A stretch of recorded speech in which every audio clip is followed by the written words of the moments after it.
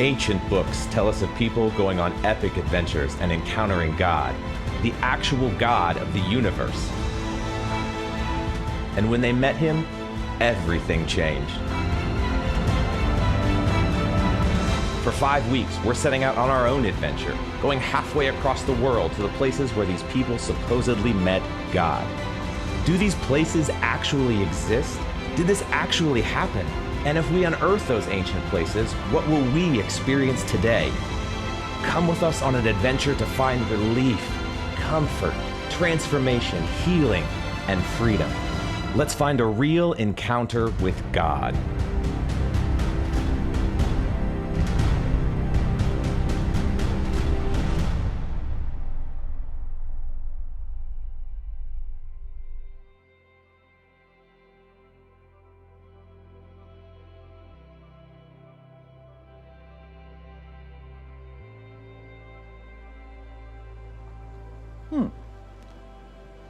Didn't know that. Oh, hey there. It's great having you with us today at Crossroads, wherever you are, whatever site or a Crossroads, anywhere you may be. My name is Brian, and I'm going to be leading us on an adventure. I'm going to be taking us to places where people have very rarely gone. You're going to see things, experience things that I'm hoping you get underneath. It's called Real Encounters with God. Not too long ago, I was on a motorcycle trip and I interacted with some guy who I had never known before that I met on this trip. He told me he was an atheist. And I started asking him why he was an atheist, and he said, I just don't feel God. I've never felt him, which that was different for me because so oftentimes atheists want to point to science is perhaps disproving God, which I don't see science ever doing that, but they want to point to science and facts and all this stuff. And I'm interacting more and more with people who are talking about, I just don't feel God. Well, I got to tell you, man, I feel him very, very closely. And a lot of people feel him very, very closely. And I want you in this series to feel him very, very intimately and closely. And to do that, we're going to go to places where close encounters, real encounters with God have happened. These are some of my favorite Bible stories. These are stories that have formed me. These are stories that have brought my imagination and creativity alive. This is kind of stuff where I genuinely feel God. And so we're going to go over to Israel and we're going to have a tour guide who's going to take us around to places that very, very few people get to go to. He is a true bad donkey, this guy is. I'm telling you, he's former Israeli Special Forces. And not only that, he's a Bible scholar. He comes from an obvious long line of Jews, and his family is one of the earliest families who are Jewish in the nation of Israel who actually looks to Jesus as Messiah. So we're going to have him lead us through things, and while he leads us through things and we go to these places, Chuck Mingo, our campus pastor in Oakley, is also going to be interacting with people in our own community in the Cincinnati region who have had true encounters with God, who have felt God, who have been touched by him, who have been enriched by him, who have been brought to freedom, who have been brought to wholeness, who have been brought out of depression, who have been brought out of pain. We need to hear these stories because I know our stories are very similar to some of these, and we need to have a real encounter with God just like they have had a real encounter with God. So let's head on over to Israel and let's get our adventure started.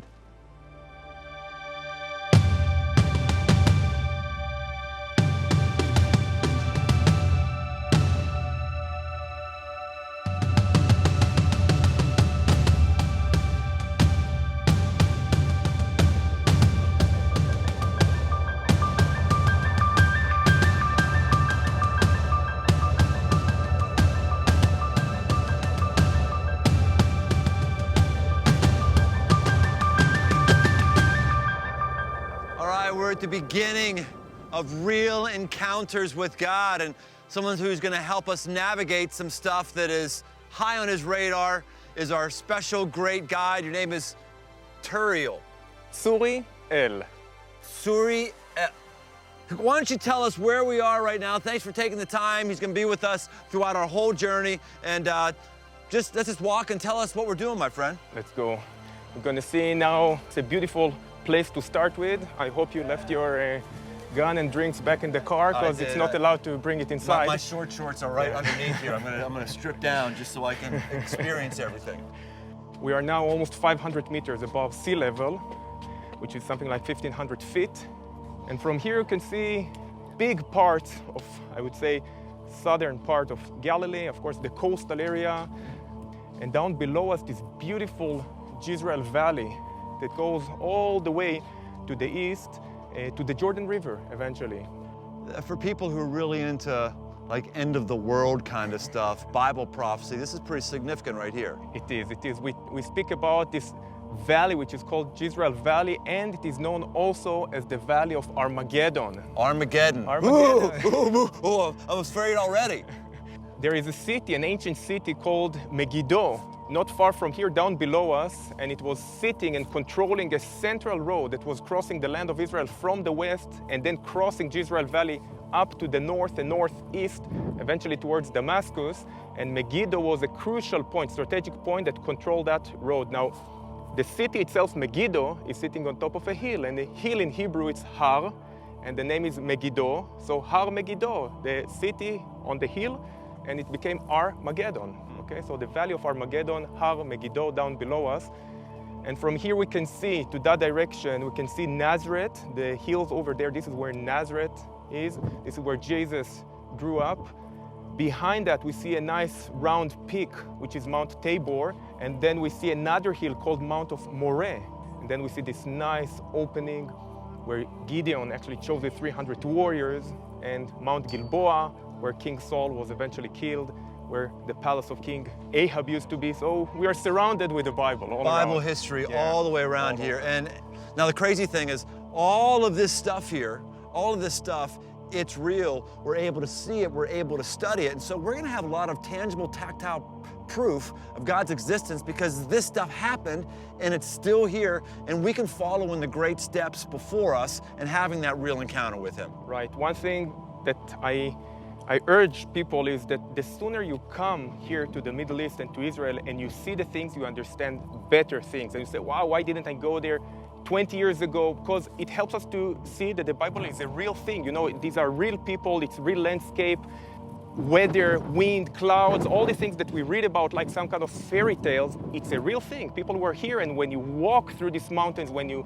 sense, you know, when you see the Sea of Galilee, when you see the wind, when you see people, suddenly the whole thing becomes much more real, and you can relate also to your own life, I would say. Unfortunately, most of us who are with us today are not going to be able to get all the way over here for time or financial restraints, but that's okay, because we're bringing it to you. We're bringing it to you. We're going to enable you to have a real counter in a way that it could be very, very profound. So enough of the history. Let's start getting on with some adventure, because that's what we came here for.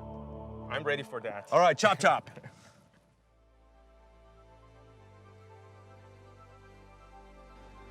So we're going to start with one of my favorite stories. It took place on Mount Carmel and the walk up to the top of Mount Carmel. This is in the Old Testament portion of the Bible, the book of 1 Kings 18. It's one of my favorite stories in the Bible. I've told the stories to my kids countless times when I was tucking them into bed.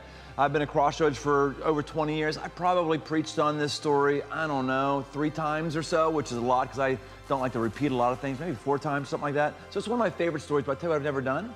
I've never actually talked about it where it actually took place. I've never actually walked in the footsteps of one of the great, great prophets of the Bible in the history of the world like we're going to do it. This is about encountering the presence of God. To do that, we're gonna have a little adventure. I'm gonna start my adventure right now. We all got some crackers when you came in. Just go ahead and open up those crackers, wherever you have. I happen to have Skyline crackers. And if you're Crossroads Anywhere, hopefully you've got your own crackers. If you're watching Crossroads Anywhere and you could have driven to a Crossroads site someplace, nah, you stayed in your bathrobe instead of getting free crackers, ha, ha, ha, ha, ha. So anyway, we have crackers for us. And let's just go ahead and let's eat those crackers.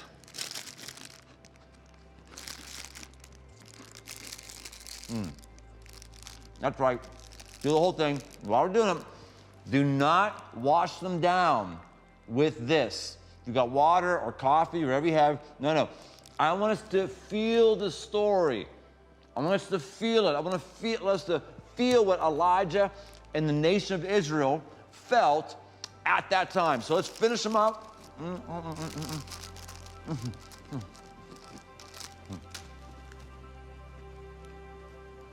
All right.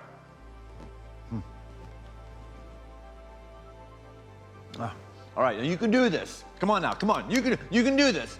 You can go another 30 minutes without a drink. So no drink. You can suck it up for 30 minutes because other people have been through drought periods for a long, long time and have been way worse off than you are right now. So let's have this be part of our adventure, and let's go head over right now and let's get to the scene of the amazing, powerful encounter with God that I'm hoping you have today.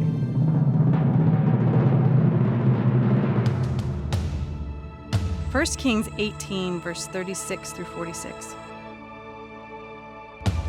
At the time of the sacrifice, the prophet Elijah stepped forward and prayed, "Lord, the God of Abraham, Isaac, and Israel, let it be known today that you are God in Israel, and that I am your servant and have done all these things at your command.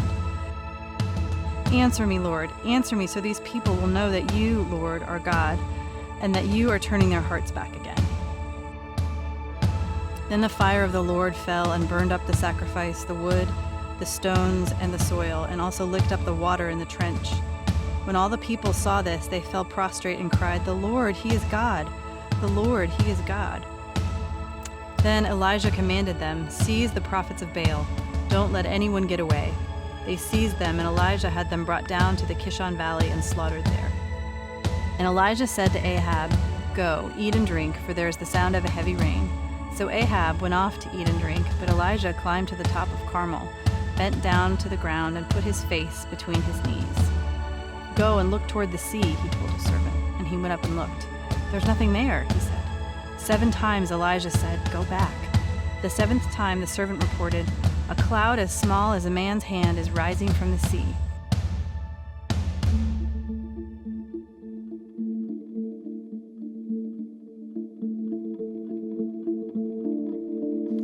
This story starts in drought conditions.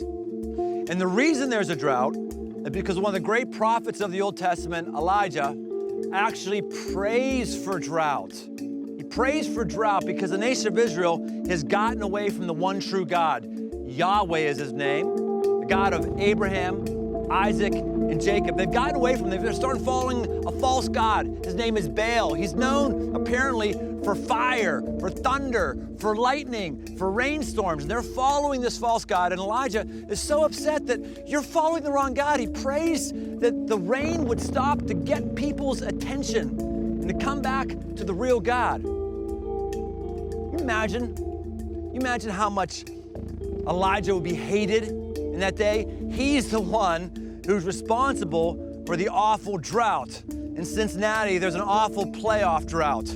Somebody must have prayed for that thing, and whoever that person is, we hate them and damn them to hell. I don't know who that person is, but it's like, that person has messed us up. This is the way it would have been with Elijah.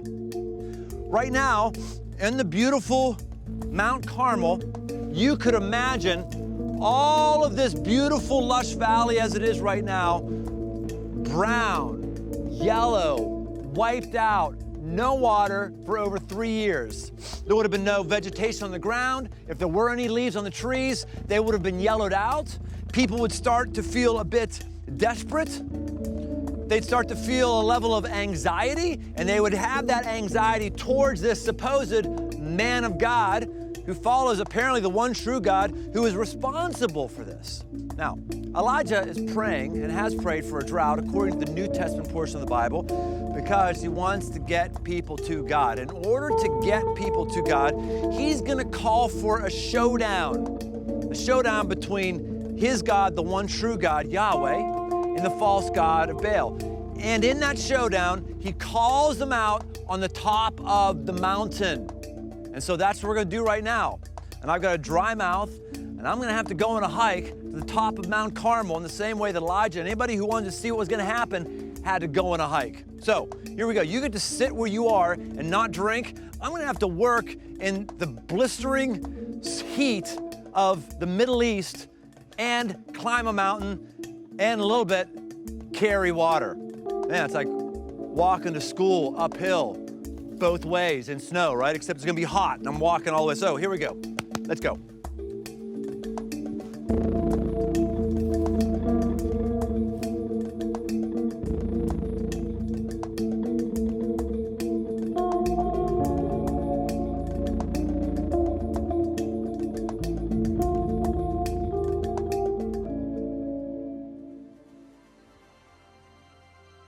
So the central character in the story is Ahab. Not Captain Ahab. You're already fixating on water. That doesn't come for another couple thousand years. No, King Ahab. He is a nasty, awful king who's overseeing the people of Israel. Oh, gosh, those were heavy. I'll get into those in just a moment. Ahab is doing wrong by the one true God and by the people of God, the nation of Israel, in large part because he's got this wife who just is off her rocker. She has major issues. Her name is Jezebel. She's a massive control freak, and Ahab is weak enough to be controlled. And Elijah comes and says, we're gonna find out what God is the real God. This Baal, who is supposed to be the God of fire, the God of thunder, the God of lightning, the God of storms, or Yahweh, the one true God of Israel, who has brought his people through the waters in generations past. We're gonna have a showdown, we're gonna have a competition. You get all of you prophets, all the false prophets of Baal, we're gonna meet you and me, the one remaining true prophet of the one true God, Elijah himself. We're gonna meet on top of Mount Carmel. We're gonna get as close to the gods as possible. We'll find out who is the one true God. And people start following because they wanna see exactly what happens.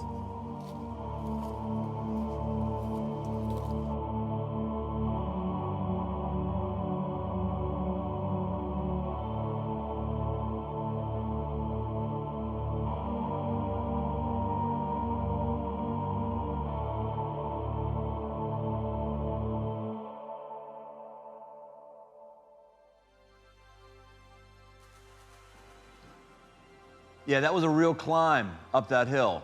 It took a long time, especially with a mount that's feeling the way ours is right now. Let's talk about why they had to get on that hill. Talk about what the significance of sacrifice. This seems so unclean and barbaric to us. Oh, you've got to, kill something. This is really odd. We have a major elitism in our culture where we just feel our way is always the right way. And we don't appreciate other cultures in the world, and especially ancient cultures. They believed that the gods were out there, the gods were higher than them. That's why they would always go to a higher place. They wanted to get closer to the gods. And they recognized they had some major shortcomings in their life that would justify the wrath of the gods. And so the way they would satisfy that is they would put an animal out and kill that animal, and they would remember that I'm the one who should be losing my life, but this animal is instead. And this is the way it was for the nation of Israel. They understood God to be a very merciful God, but they wanted to remember that their God wasn't taking their life, and they wanted to have a concrete example that they should actually lose their life. Now, this false god of Baal, he wasn't a gracious God at all. So it's two totally different identities of God. And let's just go to see what took place in the showdown.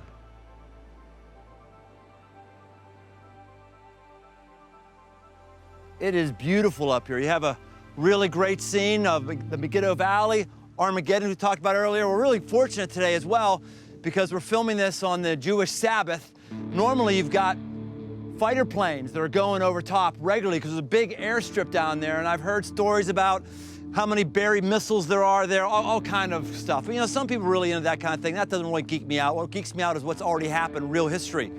This is about the air. We don't know exactly where it was, but I like to think this could have been the place where Elijah had a massive competition with the prophets of Baal because the people could have seen it. It's up on the mountain, like I said, and it is go time. It is competition time. I don't know about you, but I like competitions. This is a place where there is competition. First up in this corner, we have the prophets of Baal, representing the false deity who's trying to steal the soul of Israel.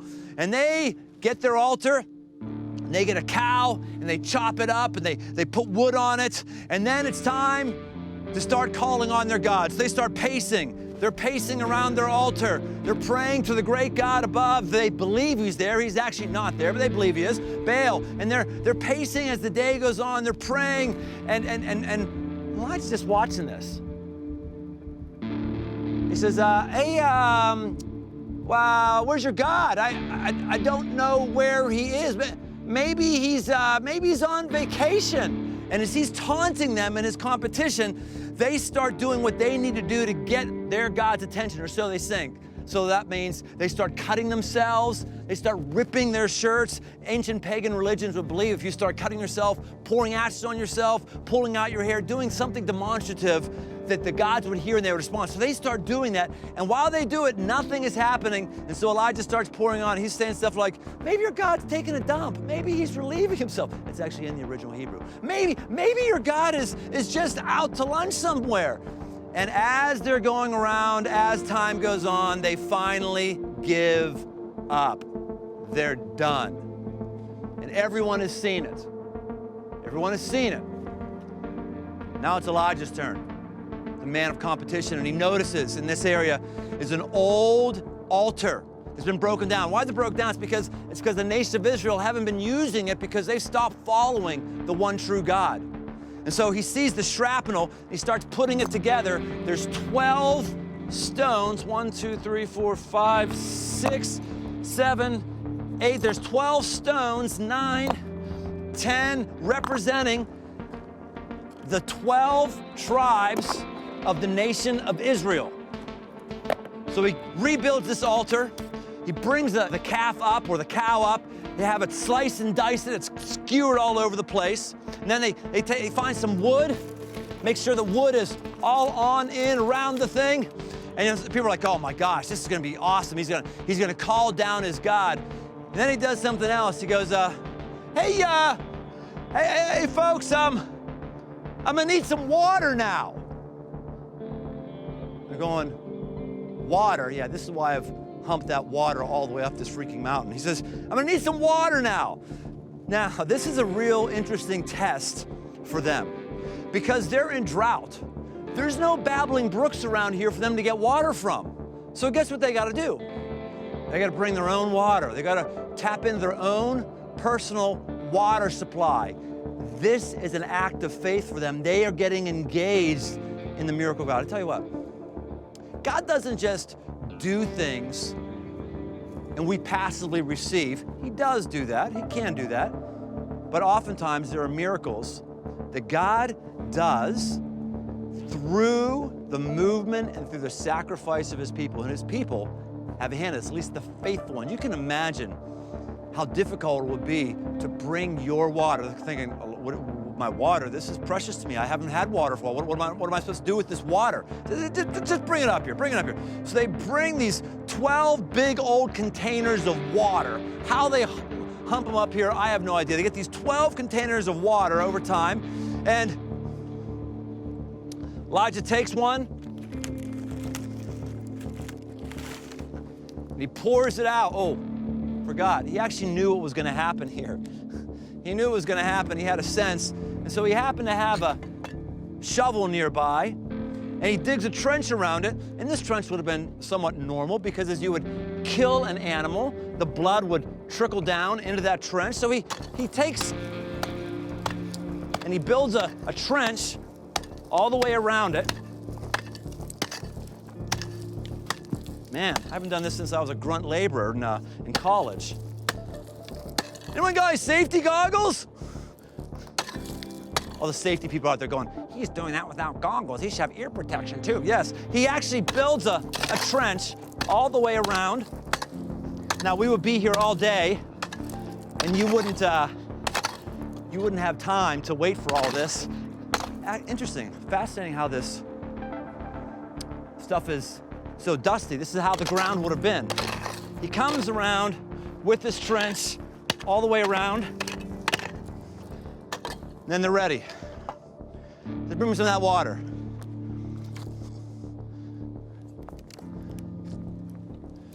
Takes it and he pours out. And you can sense people going, wait, whoa, you said bring water. What is this? Oh. In fact, they're going, not only is this a bummer, you're wasting my water, but you're asking God to call down fire. That's the competition. Whoever God answers first with fire, and guess what? Water and fire aren't supposed to mix. Why would you do this? He starts pouring out water.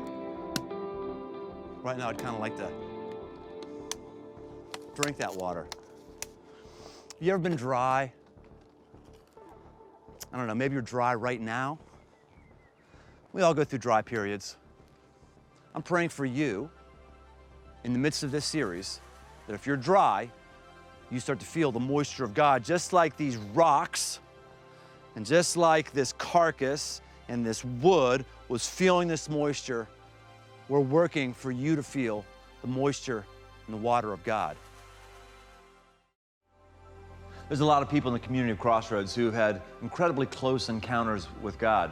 One of them is named Allison. She's been on Crossroads for over 10 years, and she actually went through a major dry spell where God met her in a unique place. She's a wife, she's a mom, she's a professional copywriter, and she's got a story about how she felt God and had an encounter with Him. And let's go to her and Chuck as they fill us in. So Allison, we are standing in this place. It's nice, it's a sunny day, but we're not just here because it's a nice sunny day and it was a good day to be outside. We're here because you had a real encounter with God in this very place. I did. Why don't you tell us about that?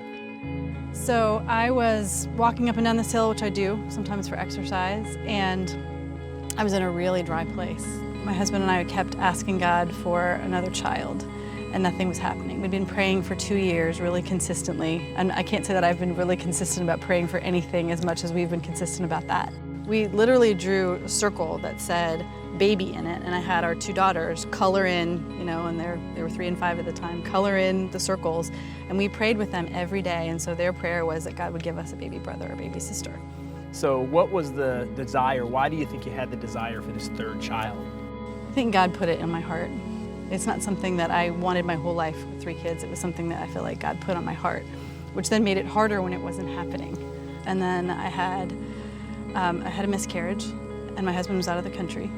And so that was the first one, and then I had another one, and he was also out of the country, but this time I had to have emergency surgery. And so it was hard because we weren't together at the time. It was hard because we then had lost 2, and we were almost 40, and we were starting to wonder if it was ever going to happen. How are you feeling toward God as you were pleading? I was mad. I was mad, I was sad, I was weary. I was angry at him for not saving my other 2 babies, and for it didn't feel like he was showing up for me. Yeah. And so when I started hearing from him here so quickly, it surprised me because I had been dry for so long.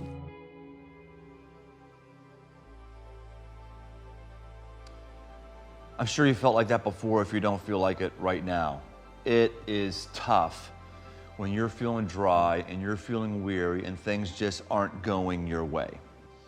That's why we have doubts about God, because we're not feeling God in the midst of those places. But really, what happens is, through those places, we can experience God with more power and more potency on the other side. This is where Elijah and the nation of Israel are in this story. So let's get back and let's see if some good news happens.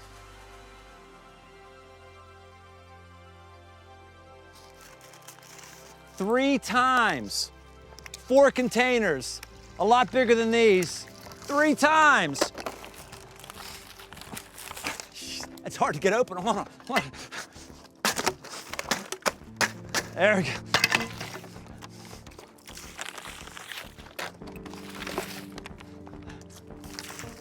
That's one. He says, okay, before I start, I need some more water. Like, more, my gosh, they go get some more water.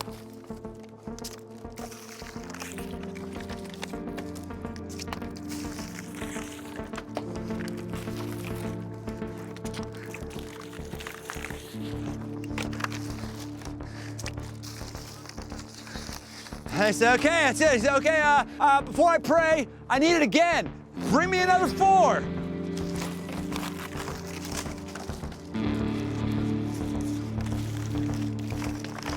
Gosh, you can just imagine. People going, oh, my water. How's it feeling right now? By the way, don't be drinking yet. You still got crackers in your mouth. How's that feel like? Yeah, more. I want more water. Start bringing out more water. And there is so much. It's falling down all over the wood, all over the cab, down, making a trench in the water, except there's way more. And everyone's going, oh my gosh, now what? Wasted all of our water. And you're gonna ask for fire? This is a competition to see whose God is really God? You can almost sense how palpable tension is in the air, up on this mountain, down the valley, as people watch this huge altar, would have been much bit larger than this. And then Elijah goes into competition mode, but he does it very simple. He doesn't need to dance around an altar. He doesn't need to start cutting himself or ripping out his clothing. He says something very simple. He says, Yahweh, listen to your servant. May your people know, all these people know, that you are Yahweh, God, that you are the real and personal God. He says it once. It's almost like he mutters it, no theatrics. And all of a sudden, fire comes down from the sky. It comes down, bam, and it's unmistakable. It licks up the calf. It licks up the wood. It licks up the water. Even the very rocks themselves are detonated and blown into nothingness. The ultimate God, Yahweh himself, he is encountered. Everyone's encountering the real God. They're encountering his power. They're encountering his presence. Boom, it's gone. Everyone knows he is the one true God. The dust hasn't even settled yet, or the water hasn't even been completely gone yet. And Elijah says, okay, we're not done yet. We're not done. All those people have been leading you to the wrong God. All those people who are pretending to be spiritual, they were acting spiritual. I'll tell you something. There's a lot of people who are into spirituality, but they don't know God. There's a lot of people who are into spiritual practices, have spiritual principles, they even act spiritual. You can act incredibly spiritual. You can even do spiritual things. But that is not the same as having an encounter with the real God who does real things beyond what your form of mysticism or spirituality may be. Don't be deluded by people who seem to have mystical spiritual abilities who don't know the true God. I'll tell you, they're dry. They're dry and they'll get you nowhere. What you and I need is a real encounter with the real Yahweh. And there needs to be justice for these folks that have led all of God's people astray. So Elijah said, get them all, kill them right now, kill them. Now we say, oh, why would you do that? Look, this is major spiritual competition. This is spiritual warfare. These people have hurt everybody. They hurt an entire nation. And God wants justice for people who profaned him. And they are gone, eliminated. And everyone knows you, Yahweh, you are the one true God. All right, let's hit the pause button right there.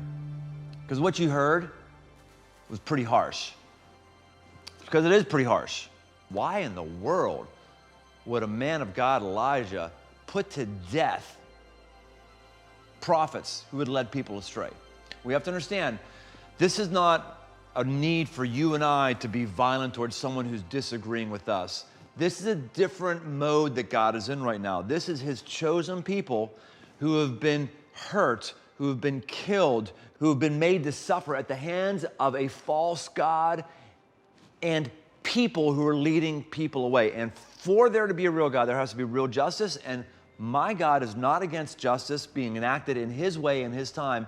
And he is a rough God. He can be very, very rough. And this is one of the situations in the Bible where we see him being rough, and it's out of loving his people and wanting to protect them. Because if these people stay around, one, he's not just, and two, they could lead them all astray again. So we see some extreme justice come at the hand of an extreme God. Yes, if you want to feel God, if you want to encounter with God, you have to get comfortable with some of the extremism of the one true God. There's a problem. There's moisture in the ground, but there's not moisture in the air. There's not moisture in the trees. There's not moisture in their mouths. So now he's got to do another miracle. He's got to do the miracle of producing rain. Getting fire is one thing, but getting rain is another. So now he has to go and he's got to pray.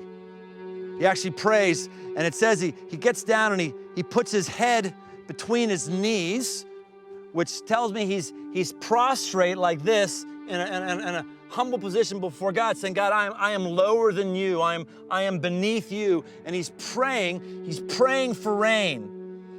He's praying, and after he gets done praying, he's got a servant who's up a little bit higher than he is, and he says, hey, You see any clouds coming?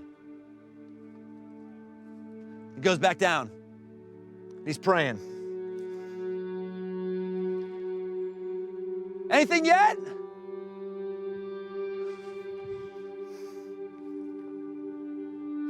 Please tell me there's clouds up there.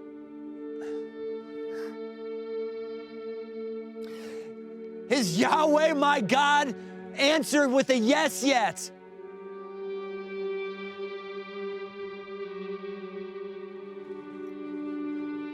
And there's rain. And there's moisture right now. Whatever you got a coffee cup, got your water, go ahead, drink it right now. Drink it, take it in right now. This is a physical representation of what your God wants you to have. Sometimes we go through dry periods and we haven't done anything to bring it on ourselves. Sometimes we do bring it on ourselves. Sometimes there's just things going in the spiritual realm that we can't fully understand. But you need to know right now, God wants you to have your thirst quenched. And the way that happens is for you to have a real relationship, a real encounter with the real God, Yahweh himself. When we hear someone talking about being talked to from God himself, we sometimes have a hard time understanding that. Most of the time, if not all the time, when someone says, I heard God say, they're not referring to an audible voice that they heard and could record and other people could also verify. It's often in the form of, oh my gosh, I just had a thought. I would not have generated that thought myself. Or it's a word that comes into your mind and it sticks in your mind and you go, why is that word there? It just that, and as you think about it, you think that just seems to be a word that God would generate and God would approve. Or, as Allison talks, a picture, or there's like a thought in your mind, a vivid portrait that comes in your mind.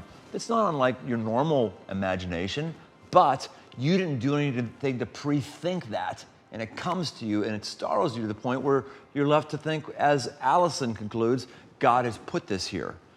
Oftentimes God's speaking to us, and we don't even recognize he's actually speaking to us. I didn't care what it was, honestly. I needed to know something. So I started walking this hill. Because that's a place for you kind of to pray and process. That's, So I started walking, and I was basically begging to hear something. You have to tell me something loudly and clearly and right now, because I don't know what to do anymore. And God just started talking. I felt like the faucet had been off, and it just suddenly turned on. Yeah. And from that point on, it didn't stop. Wow. And talk about that. So when you say the faucet turned on, you didn't hear an audible voice, or did you? Did you hear an audible voice in this moment?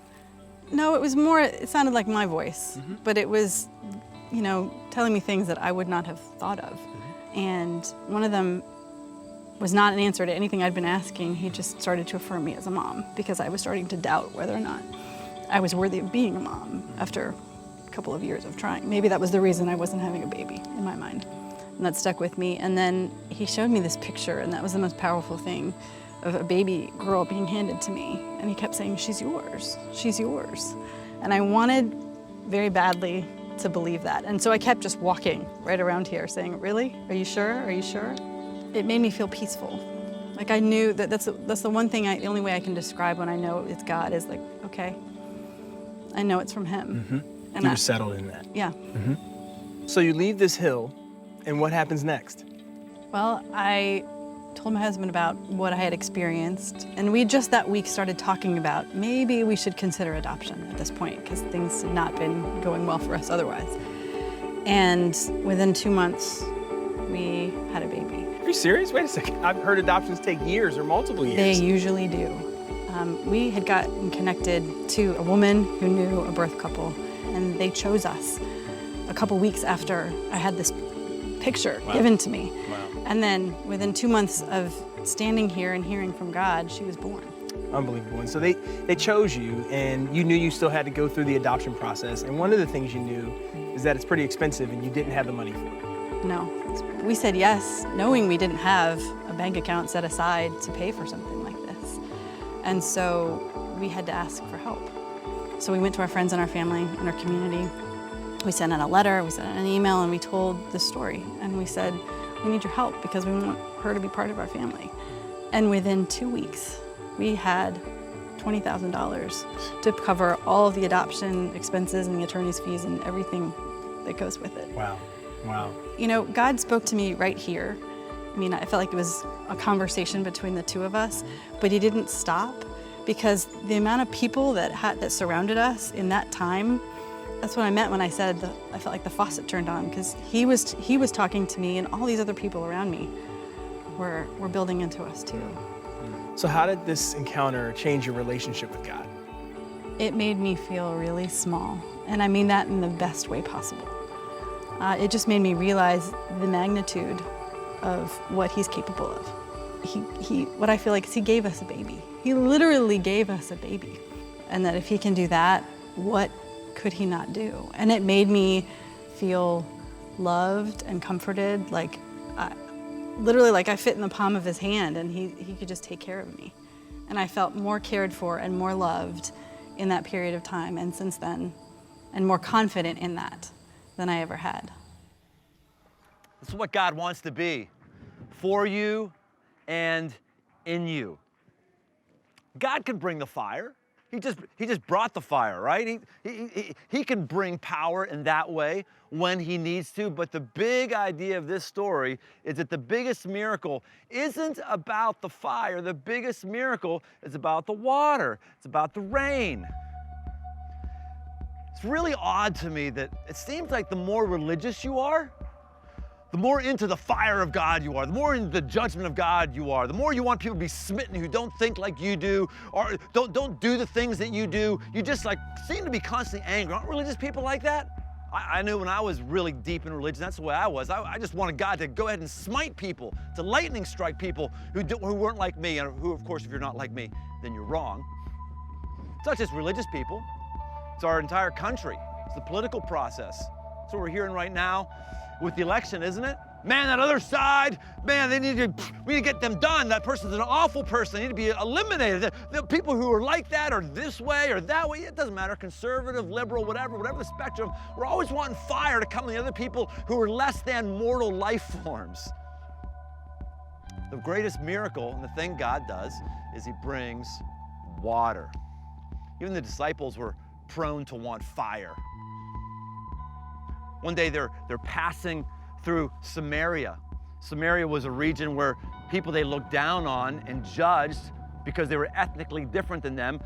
They didn't like them. And the disciples said to Jesus, hey, do you want us to call down lightning and fire right now? Let's just eliminate these people. And Jesus would have no part of it. Jesus had a big piece of this story that he personally owned because in Nazareth, which is over there, he would see this mountain, and he knew the scriptures very, very well, and he knew this is the place where fire and rain took place. Ooh, sounds like a James Taylor song. He knew this is a place where fire and rain took place, and he had a propensity for the rain more than the fire. He wanted to bring moisture. In fact, one time he's interacting with a Samaritan woman, a woman at the well where there is water, and he says to her, would you like the kind of water that I can give you so that you will never thirst again? The kind of water that will quench your thirst. He says, you come to me. Another time he says, come unto me all who are weary and heavy burdened, and I will give you rest. Another way to say that is, I will give you moisture. God will bring the fire. Sometimes it has to happen.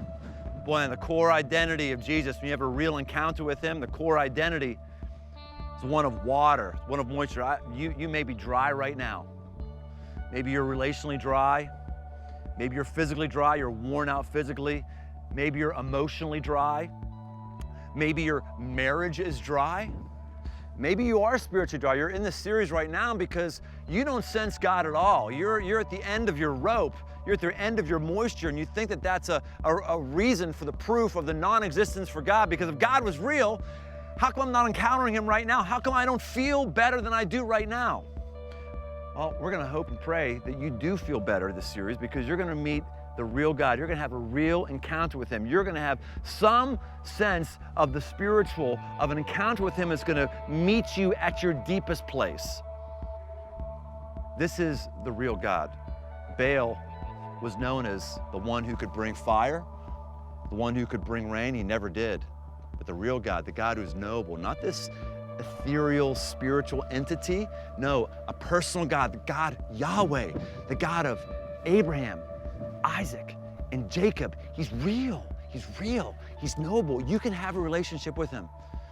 And we're going to pray that you get to have a personal, deep, soul-satisfying, quenching relationship with him. If not right now, then sometime in this series. Let me pray for you. God, I thank you for everyone who you brought to this place today, either on the web or in a Crossroads site. And I thank you that you've spoken to us where we are. Some of us have encountered you in a real way right now, or we're going to over the next few weeks. So God, hear the pleas of dry people who want your moisture. Rain on us, God. Rain, give us your moisture. And thank you for already starting it today. I pray these things according to the character of Jesus, the one who brings rain. Amen.